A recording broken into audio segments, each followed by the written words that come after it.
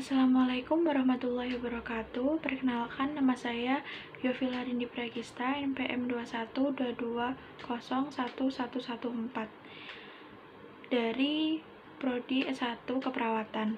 Di sini saya akan melakukan praktikum peta buta mata kuliah biomedik dasar, yaitu menyebutkan dan menjelaskan tentang sel pada hewan. Bagian yang pertama, nomor 1, yaitu vesikel pinositotik. Adalah suatu ruang yang dikelilingi membran sel dan memiliki fungsi sebagai wadah sel dan sebagai wadah transportasi untuk menyimpan serta mengangkut zat cair antar organel dalam sel dan ke membran sel hewan.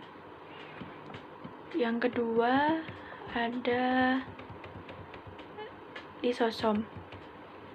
Lisosom ini berupa kantong yang terikat di membran yang berisi kandungan enzim hidrolitik yang dipakai dalam mengontrol pencernaan intraseluler dalam keadaan apapun.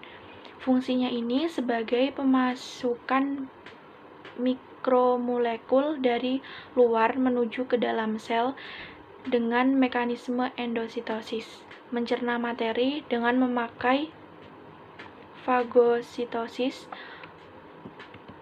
mengontrol pencernaan intraseluler, dan menghancurkan organ sel yang rusak atau autofagi. Kemudian yang ketiga ada vesikel Golgi. Terdiri dari cairan tertutup oleh membran lipid bilayer yang berfungsi untuk transportasi yang mengantar protein dari lemak dan lemak dari retikulum endoplasma ke badan Golgi. Kemudian yang keempat ada retikulum endoplasma kasar atau RE kasar. RE kasar ini adalah yang ditempeli oleh ribosom yang berfungsi untuk alat transportasi zat pada sel sendiri dan sintesa protein. Selain ada RE kasar, juga ada RE halus yang tidak ditempeli oleh ribosom, berfungsi untuk mensintetis lipid dalam sel dan membantu dalam detoksifikasi sel-sel berbahaya pada sel.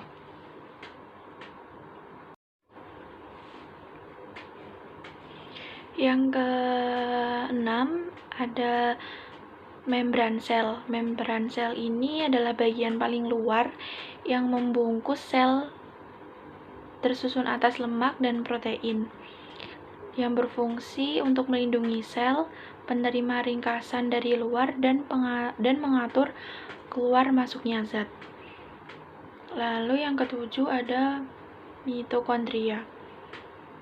Organel terbesar yang merupakan mesin di dalam sel yang bentuknya mirip cerutu atau rokok yang memiliki dua lapis membran yang lekuk-lekuk dan dinamakan kritas.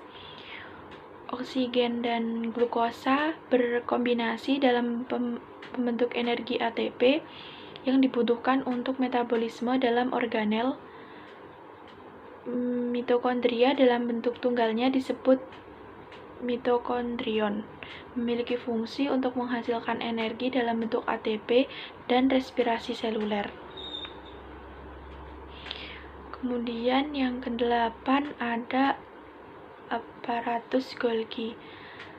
Aparatus Golgi atau yang biasa disebut badan Golgi adalah organel yang dikaitkan dengan fungsi ekskresi sel dan dapat ditemukan di semua sel eukariotik dan terdapat fungsi ekskresi. Fungsinya sendiri adalah membentuk vesikula atau kantong untuk ekskresi, membentuk membran plasma, membentuk lisosom, dan memproses protein. Kemudian yang kesembilan ada nukleolus. Nukleolus ini daerah yang terdapat di dalam inti sel yang bertanggung jawab untuk pembentukan protein menggunakan RNA yang berfungsi untuk bertanggung jawab dalam pembentukan protein. Selanjutnya yang ke-10 ada nukleus.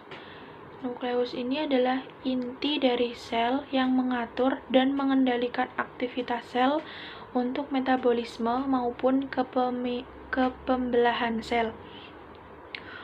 Fungsinya untuk tempat terjadinya replikasi, menjaga integritas gen-gen dan mengontrol aktivitas gen dengan mengelola ekspresi gen, mengendalikan proses metabolisme dalam sel dan menyimpan informasi genetik. Kemudian yang ke-11 ada sentral. Sentral berbentuk seperti tabung yang bisa ditemukan pada bagian sel eukariotik dan berperan dalam pembelahan sel. Sepasang sentrol ini berbentuk struktur gabung disebut sentrosom.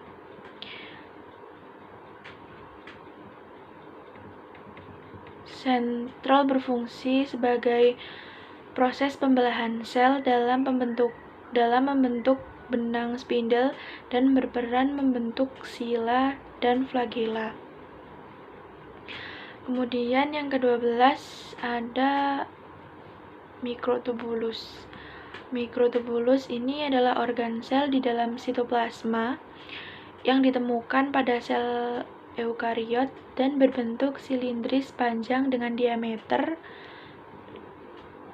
dalam kurang lebih 12 nm dan diameter luar 25 nm. Mikrotubulus bersifat kaku.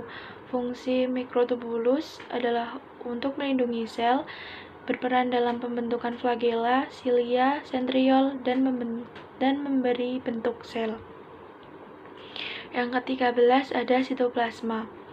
Sitoplasma adalah cairan sel, kecuali inti sel dan organel, serta sitoplasma terdiri dari protein, material, dan air. Sitoplasma memiliki koloid kompleks yang bisa berubah dan tergantung konsentrasi airnya. Jika konsentrasi airnya rendah disebut gel, namun jika konsentrasinya tinggi disebut sol. Sitoplasma memiliki bahan kimia sel dan tempat berlangsungnya metabolisme sel. Kemudian yang terakhir ada ribosom. Adalah salah satu organel yang tidak memiliki membran, akan tetapi berperan penting dalam proses sintesis.